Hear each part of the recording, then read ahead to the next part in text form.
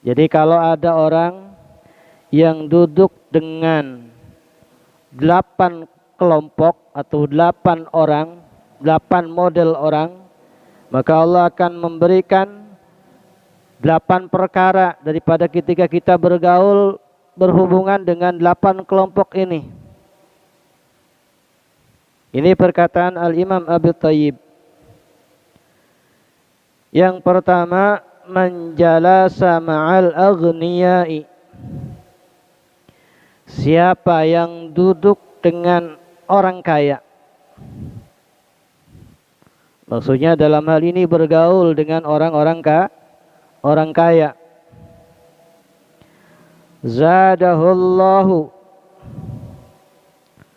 akan menjadikan Allah atau menambahkan Allah hubbid dunia, kecintaan terhadap dunia, waraghibati fiha, dan menyenangi perkara dunia. Ini yang pertama. Jadi kalau kita sering gaul dengan orang kaya, maka akan menumbuhkan atas diri kita kecintaan terhadap dunia. Gaul sehari-hari orang kaya aja, maka sering terjadi ungkapan kebanggaan terhadap perkara dunia, karena dia sering bergaul dengan orang-orang kaya. Bahkan menyenangi daripada perkara dunianya itu sendiri. Itu yang pertama. Kemudian wa man jalasa ma'al fuqara'i. Dan adapun yang kedua, siapa mereka yang bergaul atau duduk bersama orang-orang fakir, hisalillahu asyukri warridha,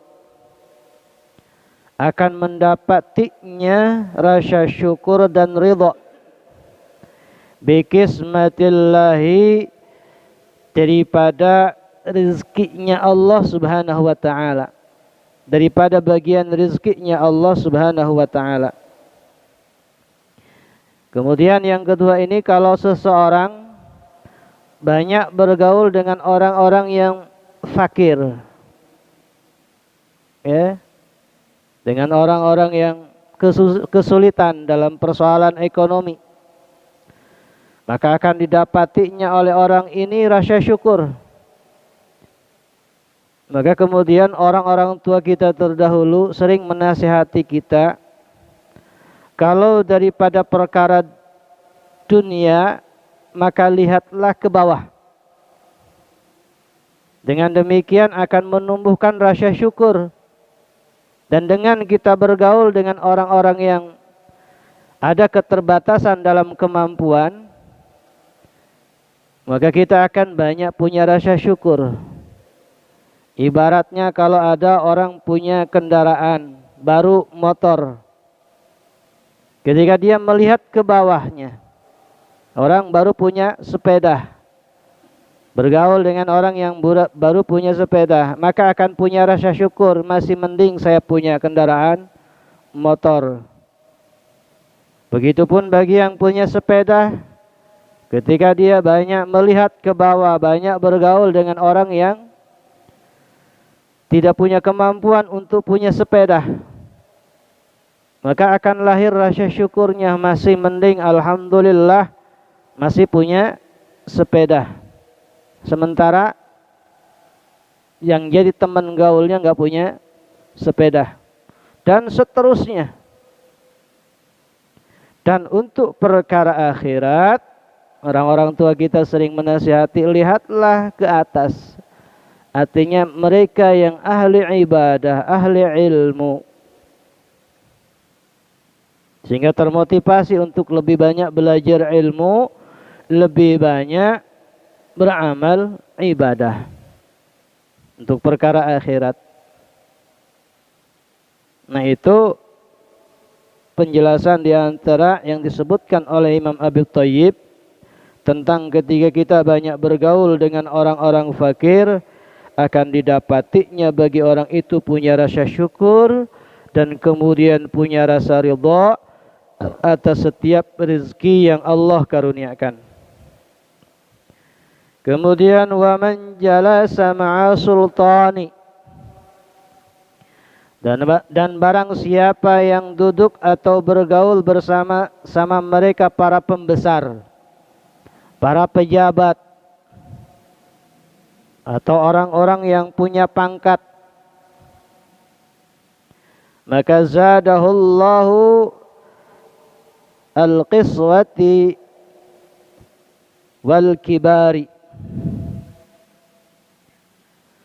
akan menjadikan atau menambahkan Allah atas orang yang sering bergaul dengan para pembesar, orang-orang yang punya pangkat, yaitu al-qiswati, kerasnya daripada hati, kerasnya hati, bahkan wal kibari, dan melahirkan kesombongan. Dan banyak orang-orang yang ketika dia punya cantolan, punya backing, bahasanya backing dari kalangan sesamanya manusia, yang dia punya pangkat, menjadi sebuah kebanggaan, ya, dan menyebabkan kerasnya hati. Ketika diingatkan, maka dia akan mengatakan, emangnya kalian gaul dengan siapa? Kalau saya gaulnya sama pembesar. Kamu yang nasihatin saya siapa? Paling yang saya dengar adalah backing saya, orang yang punya pangkat. Nah, ini adalah ketika seseorang banyak bergaul dengan para yang punya pangkat atau jabatan tertentu, dan menjadi kebanggaan dan susah untuk dinasihati. Dan inilah yang disebut dengan al-qiswah, kerasnya hati. Bahkan kemudian wal kibari, akan menyebabkan punya rasa sombong, kesombongan, karena sebab dia punya backing di belakangnya, orang hebat. Dan banyak kejadian orang berlaku dosa, berlaku maksiat, berlaku korupsi, berlaku apa saja daripada perilaku yang salah, karena sebab dia punya apa? Yang jadi andalan. Kemudian wa man jalasa ma'an nisa'i, dan barang siapa yang duduk atau bergaul bersama banyaknya perempuan, banyak sering bergaul dengan para perempuan, ya. Apa yang diingatkan oleh Imam Abi Thayyib? Zadahullahu, akan menjadikan atau menambahkan Allah al-jahla wa syahwat. Al-jahla, kebodohan, wa syahwat, memperturutkan hawa nafsu. Kenapa Al-Imam Abi Thayyib sampai mempersoalkan sering banyak bergaul dengan perempuan melahirkan kebodohan, kemudian juga banyak cenderung mengikuti hawa nafsu? Kita lihat dalam perkara yang terbiasa banyak ngobrol, ngerumpi, itu kebanyakan dari kalangan perempuan. Dan kalau sudah banyak ngobrol, ngerumpi, kesananya ngalor ngidul, bahkan bisa memperlihatkan daripada persoalan kemewahan, kemegahan. Sehingga sering terjadi apa namanya? Gesekan-gesekan, dan berperilaku bodoh, dan menghasut daripada para suaminya. Ya, pada akhirnya si anu kaya, si anu punya anu, si anu punya anu. Karena dari apa? sering banyak ngerumpi, ngobrol. Dan itu mudah sekali bagi kalangan ibu-ibu. Dan makanya Imam Abi Thayyib mengingatkan perkara ini, ya, apalagi kalau seorang laki-laki banyak cenderung bergaul dengan perempuan, maka akan terbawa situasi apanya, perilakunya, dalam model obrolannya, termasuk sensitivitas perasaannya, ya, sensitivitas perasaannya. Karena kebanyakan memang secara umum kalau perempuan lebih banyak mengandalkan perasaan. Ya, ketika ngobrol, ketika ngomong, dahulukan perasaan. Dan ini yang diingatkan oleh Imam Abi Thayyib. Ketika sudah bicara perasaan, terkadang sering berperilaku jahil, bodoh, bahkan memperturutkan hawa nafsu. Wa man jalasa ma'a sibyani. Dan berikutnya, siapa mereka yang duduk atau bergaul bersama anak-anak. Sering gaul sama anak-anak. Apa yang disampaikan oleh Imam Abu Thayyib? Azdada minal lahwi. Maka akan menumbuhkan kebiasaan gurau, candaan, sering heureuy. Kenapa? Perilaku anak-anak memang bikin gemes, lucu. Dan kalau kita sering gaul sama anak-anak, ya, maka akan sering juga kita berperilaku sebagaimana juga perilakunya anak-anak. Dan ini diingatkan oleh Imam Abi Thayyib, bukan berarti tidak boleh, artinya dibatasi. Bergaul dengan siapapun dibatasi dan kemudian tetap menjaga daripada akhlaknya. Bergaul dengan orang kaya, ya kita biasa. Jangan sampai punya kecenderungan cinta terhadap dunia. Bergaul dengan pejabat, orang punya pangkat, ya kita biasa. Jangan kemudian menjadi sebuah andalan. Ya, bergaul dengan orang-orang fakir, ya kita biasa. Ya. Dan termasuk juga bergaul, berbicara, ngobrol dengan perempuan, ya, tetap dengan menjaga daripada perasaan. Jangan sampai kemudian terbawa, terhanyut perasaan sehingga berperilaku bodoh, bahkan mengikuti hawa nafsunya. Termasuk juga kita suatu saat bermain-main dengan anak, ada batasan. Seorang bapak, seorang ibu atau orang tua, ketika kita main sama anak-anak, kita harus paham pada posisinya. Bagaimana kita bergaul dengan anak-anak adalah dalam rangka mentransfer keteladanan, perilaku yang baik, perilaku yang bertanggung jawab. Bukan malah kemudian kita terbawa dengan situasi perilaku seorang anak. Kemudian wa man jalasa ma'al fasiqi. Wa man jalasa ma'al fasiqi. Dan barang siapa yang duduk atau bergaul bersama mereka orang-orang fasik, ya, di sini dengan menggunakan kata fasaqi, artinya orang-orang fasik. Siapa mereka? Orang yang duduk bergaul bersama orang yang terbiasa melakukan dosa besar. Ya, orang fasik.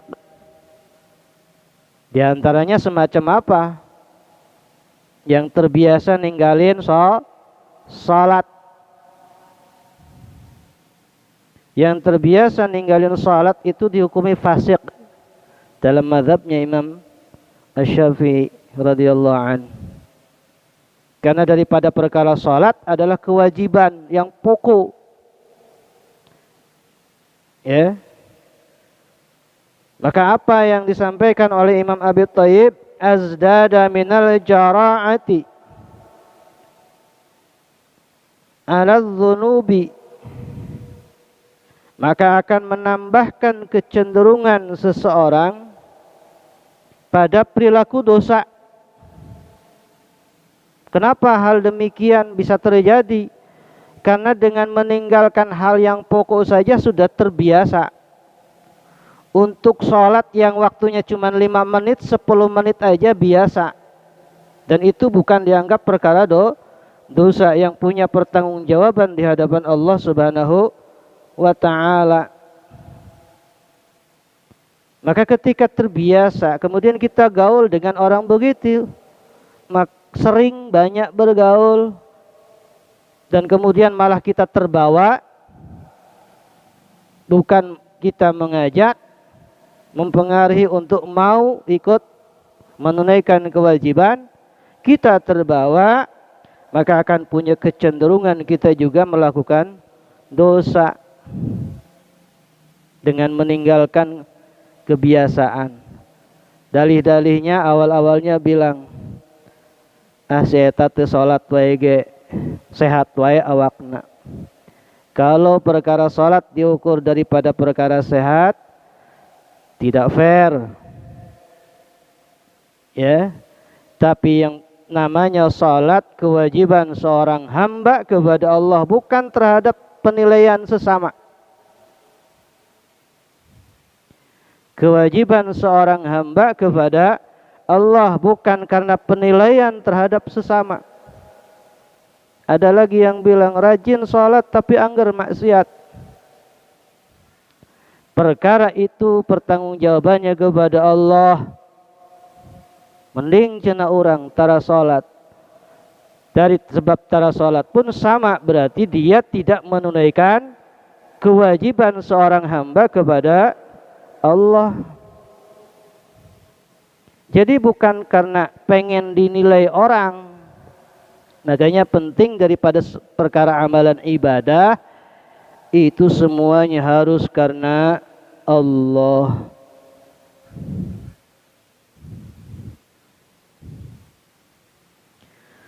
Kemudian wa taswifit taubati, daripada perilaku kita sering bergaul dengan orang-orang fasik, bahkan menjauhkan seseorang untuk banyak bertaubat. Ya tadi bahasanya dari biasa gaul, saya teu salat wae jag-jag wae, saya teu salat wae beunghar, gitu kan. Akhirnya punya penilaian semacam begitu, jauhlah dia untuk bertaubat. Padahal perkara salat bukan perkara prestise di hadapan manusia, pandangan penilaian di hadapan manusia, tapi itu urusannya antara dirinya dengan Allah.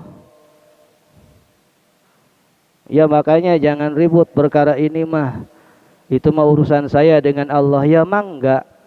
Cuman Imam Abi Thayyib mengingatkan perkara ini, sehingga penting memang untuk kita tetap bergaul dengan orang-orang yang soleh, terjaga dalam amalan ibadahnya, terjaga juga dalam perilaku sosialnya. Wa man jalasa ma'as salihina, dan barang siapa yang banyak duduk bergaul bersama orang-orang saleh, azdada ragbati fit ta'ati, akan menumbuhkan atasnya kesenangan, kecintaan terhadap ketaatan kepada Allah. Jadi kalau kita sering gaul sama orang-orang yang ahli kebaikan, orang-orang saleh, maka akan menumbuhkan kecintaan kita terhadap perilaku taat. Ya, perilaku taat. Karena kita biasa sering bergaul sama orang-orang saleh. Dalam hal ini ternyata memang lingkungan punya pengaruh, pergaulan punya pengaruh terhadap perilaku seseorang. Maka mudah-mudahan terutama kita dan anak-anak kita, generasi kita di masa yang akan datang terhindar, terjaga daripada pengaruh perilaku pergaulan yang tidak baik.